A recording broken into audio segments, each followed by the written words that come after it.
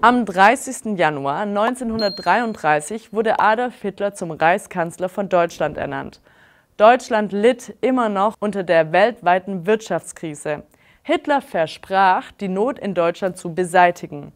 Viele Menschen in Deutschland glaubten, die Nationalsozialisten, also die Nazis, würden die Massenarbeitslosigkeit in Deutschland beenden. Doch Hitler hatte noch andere Pläne. Er wollte keine Demokratie mehr. Er wollte eine Diktatur aufbauen und schaffte das auch. Wie wurde Hitler Diktator? In der Nacht vom 27. auf den 28. Februar 1933 brannte der Reichstag, also das Parlamentsgebäude in Berlin. Ein Parlament ist eine Versammlung gewählter Menschen, das Gesetze beschließt und die Regierung kontrolliert. Feuerwehr und Polizei dachten schnell, das muss wohl Brandstiftung gewesen sein. Jemand wollte wohl, dass der Reichstag abbrennt. Bis heute weiß man aber nicht genau, wer das Feuer im Reichstag gelegt hat. Was man aber weiß, Hitler und seine Nazis haben den Brand für sich genutzt. Am gleichen Tag hat Hitler ein neues Gesetz erlassen, die Reichstagsbrandverordnung. Mit diesem Gesetz wurden wichtige Rechte der Bürger eingeschränkt, zum Beispiel das Recht auf persönliche Freiheit, die Presse- und Meinungsfreiheit und das Versammlungsrecht. Hitler konnte jetzt seine politischen Gegner besser verfolgen und seine Diktatur durchsetzen. Im März 1933 verabschiedete der Reichstag das Ermächtigungsgesetz. Mit diesem Gesetz konnte Hitler Gesetze erlassen, ganz allein und ohne das Parlament. Die Parlamente in den Ländern des Deutschen Reiches verloren Schritt für Schritt ihre Macht. Schluss mit der Demokratie. Die Pressefreiheit und die Meinungsfreiheit wurden abgeschafft. Alle Parteien wurden verboten. Es gab nur noch die nationalsozialistische Deutsche Arbeiterpartei, kurz NSDAP, unter Adolf Hitler. Hitler machte Deutschland zu einer Diktatur. 1934 starb Reichspräsident Paul von Hindenburg. Hitler nannte sich ab dann Führer und Reichskanzler. Jetzt hatte er die volle Kontrolle über Deutschland. Was machten die Nationalsozialisten? Hitler und die Nazis kontrollierten bald alle Bereiche des Lebens. Die Nazis waren Hitlers Anhänger und meistens Mitglieder der NSDAP. Die Nazis und Hitler nutzten Propaganda, um ihre Ideen zu verbreiten. Propaganda ist eine Art von Werbung für politische Ideen und Vorstellungen, die besonders in Diktaturen eingesetzt wird. Die Nazis nutzen zum Beispiel ein eigenes Radio, um die Propaganda in jedem Haushalt zu verteilen. Man nannte das Radio den Volksempfänger.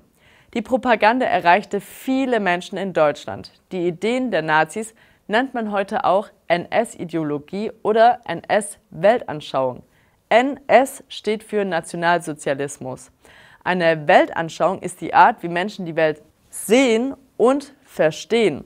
Die NS-Weltanschauung enthielt vor allem 5 Inhalte: Führerprinzip, Volksgemeinschaft, Rassentheorie, Antisemitismus und Lebensraumtheorie.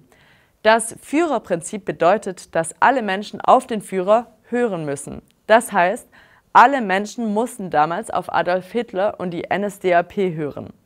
Eine starke Volksgemeinschaft war sehr wichtig für die Nazis. Ziel der Volksgemeinschaft war ein starkes Gefühl der Zusammengehörigkeit. Das Volk sollte geschlossen hinter dem Führer Adolf Hitler stehen. Die Nazis entschieden aber, wer Teil der Volksgemeinschaft war. Wer nicht Teil der Volksgemeinschaft war, wurde ausgegrenzt, schlecht behandelt und oft ermordet.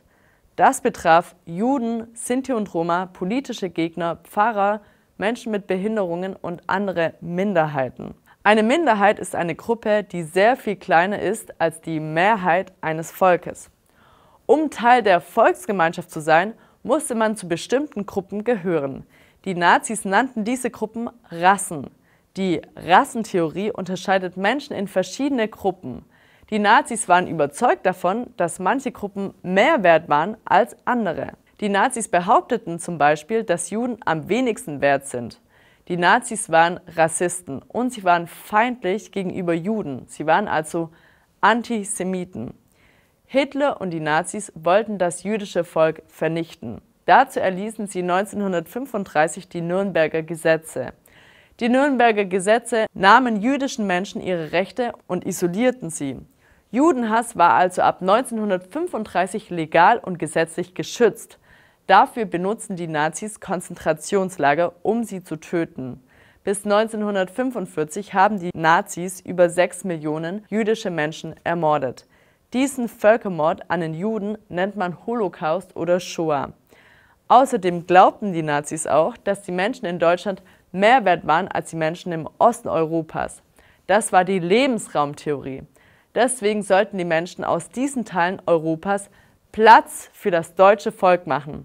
Den ersten Schritt zu mehr Lebensraum für das deutsche Volk machte Hitler am 1. September 1939.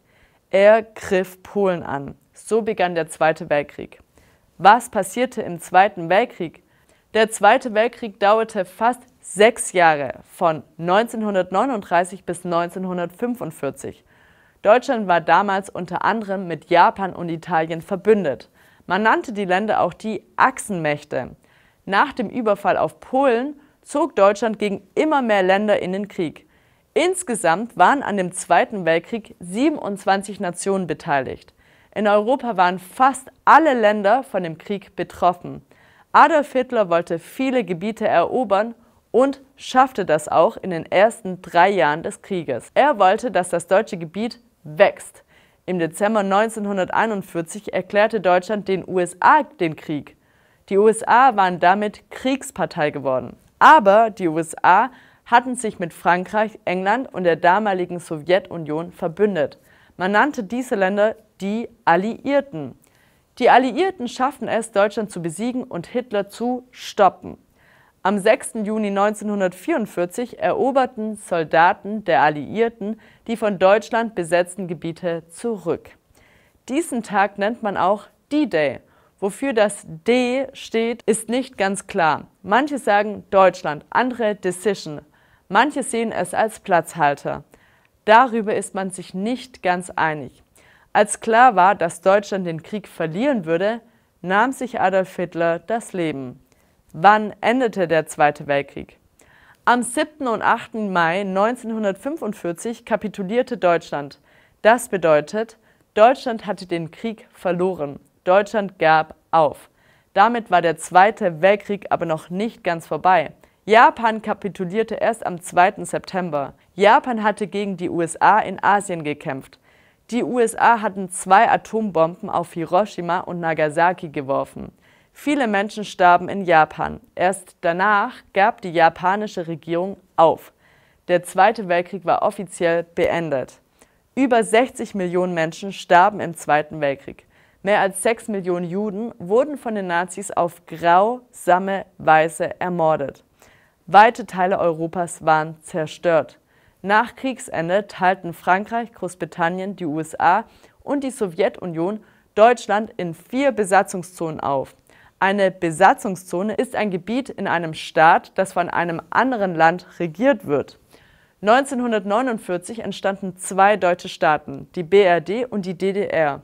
Und das erkläre ich in diesem Video. Das war's und denkt dran, alles wird gut. Bis dann.